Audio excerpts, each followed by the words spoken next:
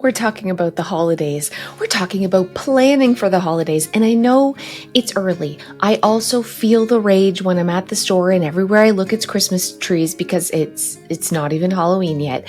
But listen, there's a reason we're going to start a little bit early this year.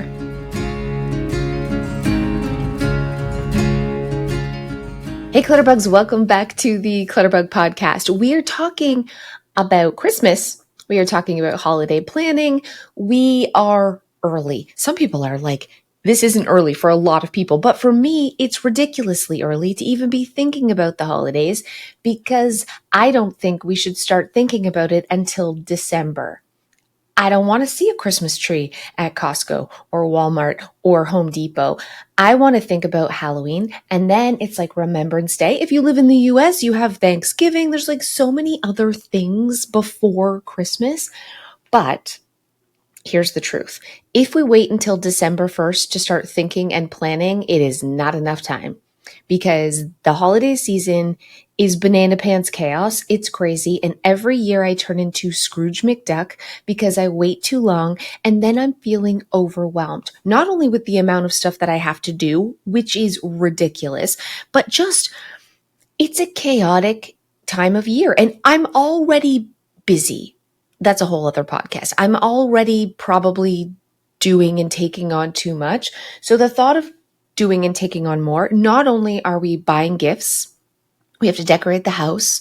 We have to think about meal planning. We want to clean the house because it's crazy chaotic. We're not going to have the time to do the daily little things or the weekly things. So the house can get out of control very quickly. And we're bringing more stuff in. We're bringing gifts in. Where do we put them?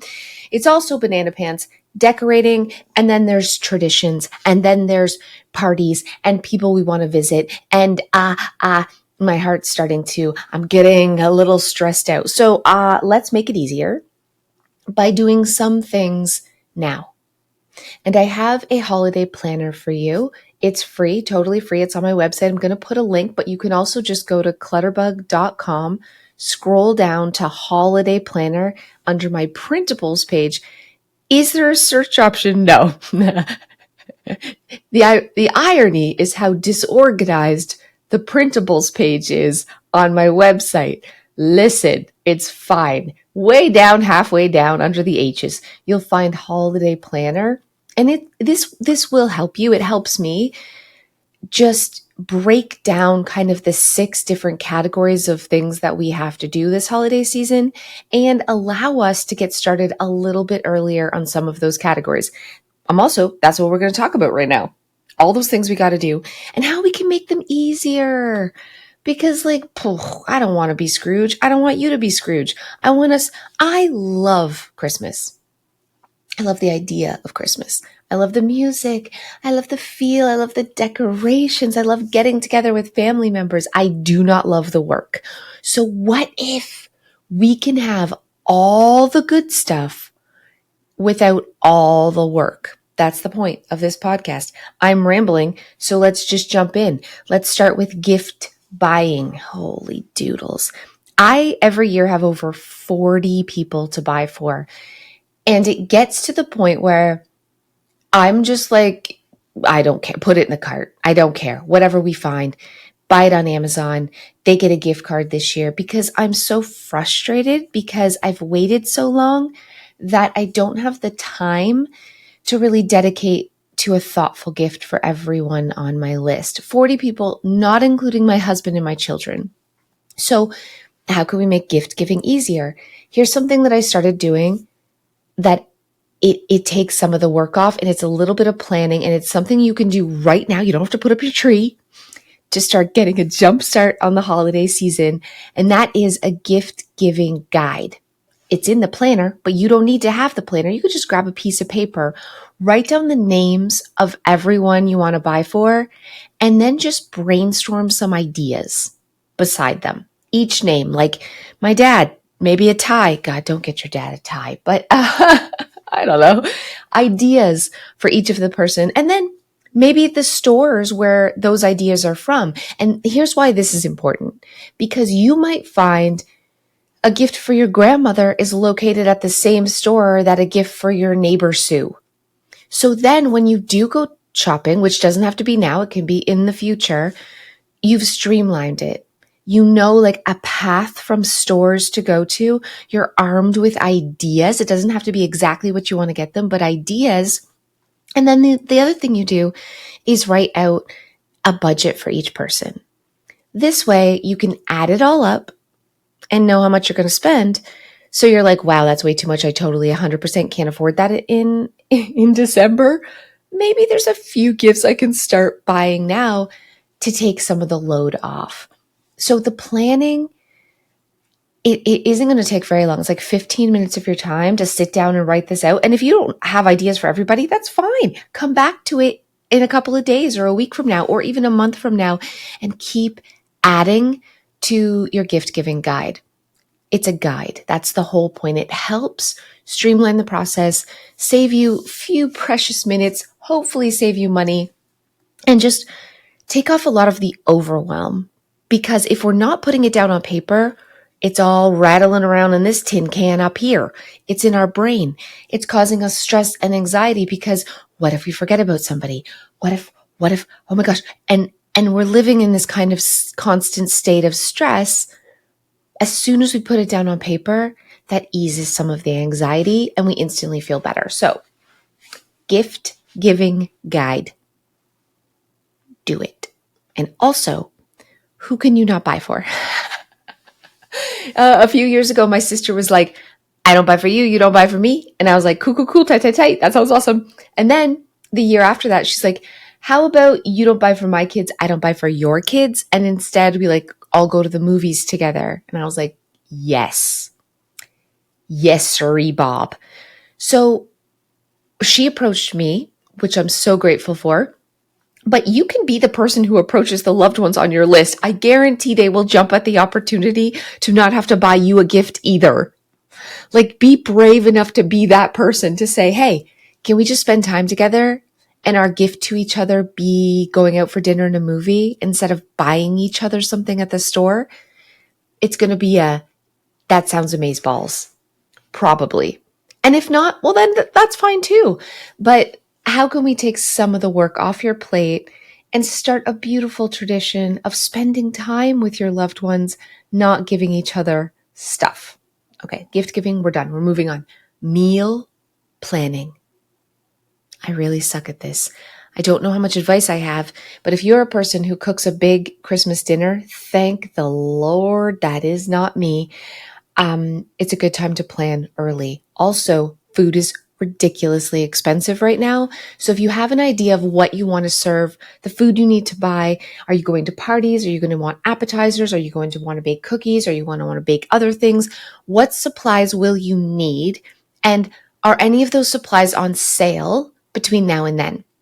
So literally, again, just like gift giving guide, we're writing a list. Or writing a list of the meals we have to prepare, kind of what's in them, have a general idea, getting it out of our head, getting it out on paper, having a plan, and then seeing if we can start slowly buying some of these supplies to take some of the pressure off of us come that time of year. Turkey's expensive, stuffing, all the stuff. Desserts, it's pricey, it's time consuming. Make a plan. I don't really have to worry about that. What I do have to worry about is the fact that we're rushing like crazy this time of year. We're out and about. We're doing like a bunch of things. So I always make a list of really easy meals. My kids are like groaning, not another frozen lasagna, Mom. But yeah, there'll be some frozen lasagnas. So I stock up on things that are really quick and last minute that can go in the freezer, that I can just like whip out and cook without having to do a lot of prep work because I'm busy. So that's how I meal plan for the holidays, because my mom still makes the turkey. I hope she always makes the turkey. Okay. Schedules. This for me is very chaotic. For you, you may not have as many holiday parties as I have, but I promise you there's more on your calendar than normal. Whether it's more times that you go to church, more people that you want to visit, maybe there's loved ones, family members that you want to make time to go drop off gifts or stop by and just say happy holidays to. If you don't put those on the calendar, it's continually going to, again, be in your brain and stress you out. And it's another thing you have to think about all holiday season. When am I going to get over to see my Aunt Sally? When am I going to get over to do this? When am I going to drop off the gifts to the Salvation Army? When am I going to XYZ? Put it on your calendar. Reach out to people that you normally get together with over the holidays and make a concrete plan of what day that is. We have so many holiday parties. All of our grandparents are still with us, so we go to all the extended family. Then we have my parents, and my parents are divorced, so we have my dad's side and my mom's side and Joe's family. And then we have friends who have Christmas parties, and it just all kind of overlaps. So there's many times that we'll have 2 or 3 Christmas parties on the same day. Yeah, we have to pick who we love most. Sounds horrible to say, but also it gives us time to kind of ask if we can say, hey, can we move this party to Sunday so that we can actually go? You have to be proactive in your planning over the holiday season. It's just a calendar. Write things down. Do it in pencil in case things are shifted and moved, but have a rough idea of your plan. You're just going to feel better. You're going to feel so much better. Plus, you're going to say, okay, I've got this weekend free. I can definitely shop on this weekend. Or you're going to realize, crap-a-dax, I have no weekends free. I better make a plan to do some holiday shopping during the week or before December even starts. The next area that we will have to focus on and plan for over the holidays, or at least get started on, is cleaning. Can we get a collective boo? Cleaning, decluttering, organization. We got to start early. We have to start early because this is such a hectic, chaotic time of year, things get neglected. And the last thing you want is to have to worry about cleaning your house when you're wanting to spend time with your family over the holidays. The last thing you want to worry about is your neighbors stopping by with a gift or friends coming over for dinner and your house being a wreck. And yeah, there's nothing we could do about the dishes and the laundry ahead of time, but we can have some organization in place and we can do some of the deeper cleaning to get ahead so that we can just do the easy maintenance stuff all December long and keep up on our house. Now is the time. If you're living in a lot of clutter and chaos and mess, now is the time to tackle it right freaking now. You are not going to have time in December. Stop procrastinating it. I'm telling you this out of love because we all think tomorrow is the best day. Next week, we're going to get started. We promise ourselves the weekend coming up, we're going to do it then. And it never happens. And then we've just created a storm a chaos clutter storm for ourselves. So right now, we're going to start cleaning, decluttering. If you have guests coming, you better start getting that guest room ready now. Now. We're starting to clean now. You are not going to have more time tomorrow or next week or next month. So, and the great thing about starting now is that it's like we don't have to roll up our sleeves and break a sweat here. We're picking away at it. We're coming up with a plan. We're writing down all the things we want done before Christmas, and we're working it backwards into little steps. We're dropping off things at the donation center. We're getting the guest room ready. I don't know if you have a guest room, but whatever. That's what we're doing. We're decluttering the coats and the boots so that our entranceway is easier because it's going to be cold and wet and snowy, possibly where you live. It's think about last Christmas and the struggles you had with your home, and let's not repeat it. Let's fix it now. And again, in my holiday planning pack that I have that's free for you, there's lots of checklists for cleaning and things that can help you kind of focus and get started right now. Okay, we're going to talk about the second last thing that is also what I think is the funnest part of the holiday season, and that is decorating for Christmas. Man, I love this part, but also I always wait until December 1st to put up the tree because my husband says I'm not allowed to do it in November. I'd do it now, honestly, except it's not even Halloween yet. So here's the honest truth. Does it even feel like Christmas if we haven't put up the decorations? For me, the answer is no. But I don't want to put up the decorations too early, so then I don't even get started on the holiday planning and stuff until December, which is not enough time. That only gives us 3 weeks to do all the shopping, to do all the meal planning, to do all the scheduling. And that's horrible and chaotic and rushed and expensive and way too much work for a 3 week time period where we're supposed to be enjoying the holidays. So let's get real for a second about the decorating. We have two options here. We can either decorate a bit early, or we can really downsize the amount of decorating that we do.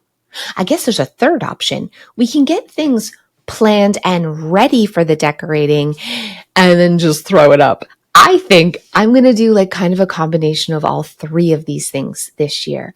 I'm going to put up my tree right after Remembrance Day. So it's in November. I know it's a bit early. My husband's going to give me a hard time about it, but I need to start earlier. I need to start the whole holiday process earlier because I need it to be less hectic. And so 2 weeks earlier, I'm going to put up the tree, and that's going to give me 2 weeks more. Does this make sense? And I recommend possibly you doing the same thing. And the other thing that I'm going to do is really now take inventory of my holiday decor. Go ahead and get those bins out. Open them up. What do you have? What can be decluttered? What do you know you're never going to put up?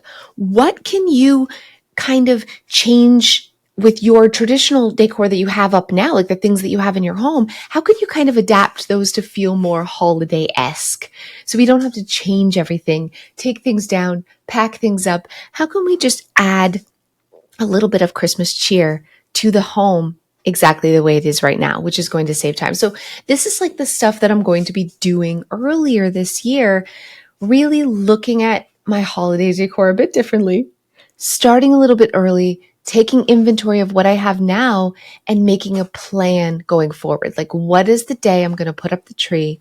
What's the day I'm going to start decorating and have all of my supplies ready to go? Let me know in the comments when you put up your tree, when you start decorating, and if you have like ideas to take some of the pressure off, to still have that beautiful Hallmark looking home, because we want that, don't we? We want that without all the work. You know what I'm saying? We don't want all the work, but we want all the good stuff. We want a house that feels cozy and warm and beautiful. We want the lights. We want the greenery. We want the colors like the red and the gold or whatever colors you use. We want all of that, but we don't want to spend an entire week decorating our house. Or if we do, we got to start earlier. And there's no shame in that. And people will say, why the heck is your tree up in November? And we say, because I want longer to enjoy it. Because I don't want to be rushed in December. Because I'm picking away at the holidays this year so that it feels joyful and peaceful and restful and not a chaotic, crazy pants disaster. Okay, last but definitely not least, our holiday traditions. Think about the things that, even if you've never done them before, you want to do this year. Here's some examples. Every year we decorate cookies with my kids. Every year we go tobogganing or sledding. Every year we have like the same holiday parties. We make hot cocoa and we watch a movie, like a bunch of Christmas movies. We watch Elf on repeat. It's horrible. But anyways, I digress. What are the things, the traditions that you really want to make sure you're doing this year? Are they on the calendar? Make time to actually schedule them, because it's all well and good for us to think about doing these things, wish about doing these things, but if we don't make time for them, they get forgotten. And I'm going to argue that these traditions are the most important out of all the things we've mentioned today. The traditions are it. These are the things that make the holidays special. These are the memory-making moments. Make sure you're doing them. Whether it's going and cutting down your Christmas tree, invite your family with you. Go to like those tree farms, cut it down. We don't do real trees, but I think that that's like a beautiful tradition that so many families do. What day are you doing that? Is it in your calendar? What day are you baking cookies? What day are you volunteering for that soup kitchen that you've always wanted to do, but you've never found time to do? What is a holiday tradition that you always do or you want to start, and how can you make it happen? How can you plan for it now? Write a list of all the traditions.